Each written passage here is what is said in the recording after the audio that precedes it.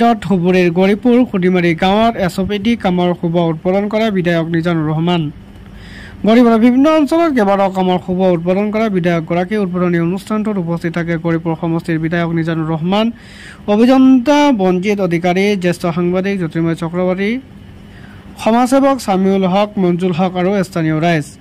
বিভিন্ন অঞ্চলত এছপিডি আঁচনিৰ ৫টাকৈ কামৰ উদ্বোধন কৰে বিধায়কগৰাকী। বিধায়কগৰাকীয়ে কয় যে এই কামটো চেণ্ট গ্ৰেভিল হ'ব আৰু পৰৱৰ্তী সময়ত আমি এই পথকেইটাৰ ঢালাই নাইবা চিচি ব্লক কৰিম বুলি জানিবলৈ দিয়ে। কামৰ শুভ উদ্বোধন কৰা হ'ল গৌৰীপুৰৰ বিভিন্ন অঞ্চলত, কি ক'ব এইখন?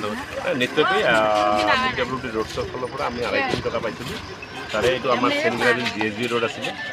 তাৰে আমাৰ এইটো আমাৰ ভেলাকবাদ আছিলে এটা 11 লাখ টকীয়া, আৰু ইয়াত এটা আছিলে 19 লাখ। আৰু আমি পুৱাই যিটো কৰিছোঁ আমি ব্ৰহ্মপুত্ৰৰ চিলেৰপাৰ ৰাস্তাৰ ওচৰত, এইটো আছিলে 9 লাখ টকা।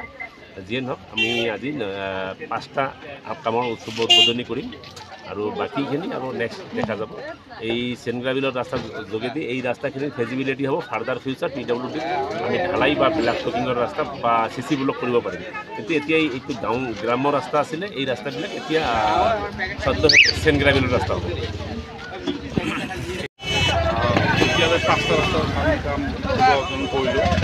এইবিলাক এছপিডি যি শিতান 2024-25 বৰ্ষত মানে আপোনাৰ GSBৰ কাম হ'ব। 3 মিটাৰ GSB কৰি 6 মিটাৰ হ'ব। আৰু এদিন এসপ্তাহ ভিতৰত, একমাহৰ ভিতৰত, এসপ্তাহ নহয়, এক মাহৰ ভিতৰত আমি কামখিনি সম্পূৰ্ণ কৰিম। বাহিৰৰ আগত যেন পাব্লিকে কষ্ট নাপায়, সেইটো আমাৰ উদ্দেশ্য। কিমান টকা আছিলে ইয়াত? এইটো কাম আপোনাৰ 17 লাখ আমি টেণ্ডাৰ দিলোঁ। 10% লেছ কাৰণে 17 লাখ। এষ্টিমেটত কিমান দূৰ মানে কিমান সময়লৈকে দিয়া হৈছে?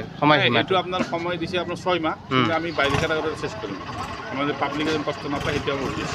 আজি কেইটা হ'ব কামৰ? 5টা হ'ব। অলৰেডি আমাৰ হেৰিটা কৰা হ'ল 4টা আৰু এটা বাকী।